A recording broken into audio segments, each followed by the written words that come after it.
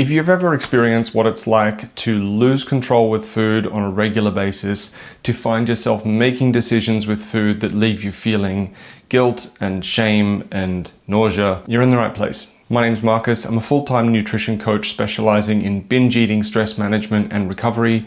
And I do this work because I struggled in my own relationship with food for 15 years. Over the last 10 years, I've made a point of answering difficult questions and making sure that no one falls through the gaps when it comes to their relationship with food and exercise. A question that I often get when people come to me struggling with binge eating and they start the process of changing that is, how long will this take? Like, when will I feel different? Because most of us, when we start practicing the tools, when we start doing the work, there is this kind of hope that that is going to make us feel immediately, significantly better. But that's also an expectation that leads a lot of people to fail. Now, it would be so easy to show up here and say, hey, I've got this hack, insane new method that's going to free you from binge eating and give you nothing but health and happiness for the next million years, as long as you do these 5 things in the next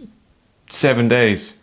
And I know that sounds ridiculous, but that's how a lot of promises that I hear online sound, to me at least. I would rather work with 5 people who understand what the journey is and really set themselves up to succeed than 8,000 people who bought into a lie and are going to be disappointed when their whole life doesn't change in 24 hours. So if you really want to set yourself up to succeed with leaving binge eating in the past, creating a new relationship with food, and creating a new life for yourself, free of all those issues, calibrating your expectations is really important. So here's what to expect and how long the journey is going to take. First of all, this one principle is really important to remember. The tools we use to build the house are not the things that are going to lead to the different outcome. So if you want a house, right, that's going to keep you warm, give you shelter, make you feel safe, all that kind of stuff, it's the house that gives you those things, not the tools that you use to build the house. So when it comes to the tools that we use to navigate the path out of binge eating and struggles with food, labeling cognitive distortions, understanding what we're feeling, building a window of tolerance, practical skills with food, all that kind of stuff, those tools are not the things that are going to create the different feeling within you. The different experiences you create by using those tools, putting these things into action, it's those experiences that create the different feelings. So believing that the tools themselves that we practice on this journey are going to be the things that make you feel dramatically different,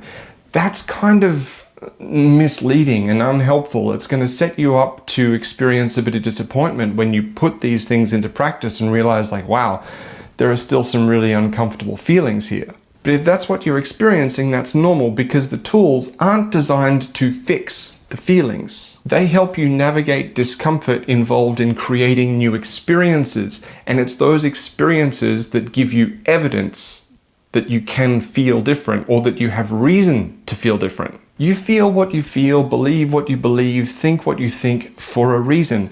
You've had experiences that have led to those feelings, that have led to those beliefs. So if you want to feel different about yourself, feel different about food, feel different about the world, we need to create new experiences that are in line with those beliefs. And doing that is uncomfortable. So the tools that we practice are there to help navigate that discomfort. Now, it might be disappointing to hear that these tools and these practices and these skills that we build don't just make our difficult feelings go away.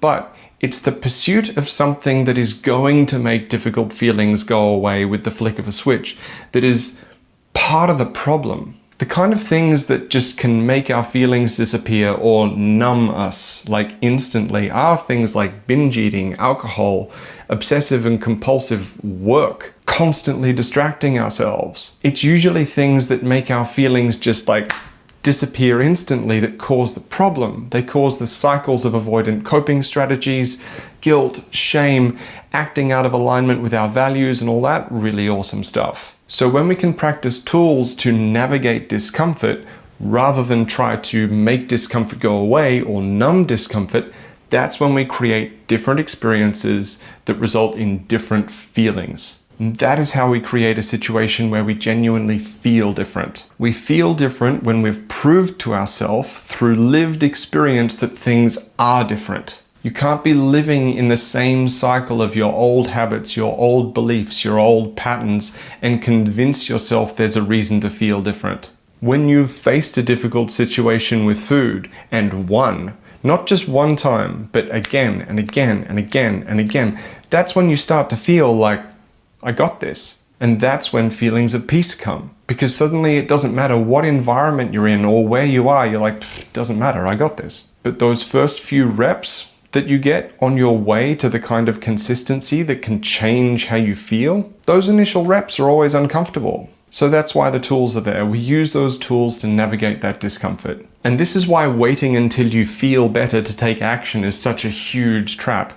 It's not going to happen. We need to take action before we feel better. That's how we start to feel better. But the tools are there so you don't just have to raw dog it, right? Another big trap that people fall into is thinking that if they learn enough about the theory, they're going to start feeling confident enough to take action without any distress or discomfort. Sure, learning the theory can help in terms of building skills and tools to navigate that discomfort, but there will always be a degree of discomfort involved in change. So remember, the tools we practice are for navigation. They are not the destination. The tools are our hammer and nails and saw. The outcome, feeling genuinely different within yourself, that is the house that the tools build through experience and practice. So when it comes to the question, how long does this take? The answer is it takes as long as it takes for us to start stacking up these experiences and gaining confidence, creating evidence that things actually have changed. That in any situation that you go in, despite what food is there, despite where you're at, you are the reliable variable. So thanks for joining me here today. I hope it was helpful. In other videos, I'll be going into the tools that we can use to navigate this space, but I wanted to just set you up really to win with this, to calibrate your expectations so that you're not putting any of these tools into practice and then shooting yourself in the foot by thinking, why don't I feel like a whole lot better, like instantly? Because that's not how it works. So if you can lean into that and think of it like the accumulation of experiences rather than thinking the moment I start practicing these tools, I'm going to feel instantly better, you're going to be set up to win. My name's Marcus. This was Strong Not Starving. I'll see you next time.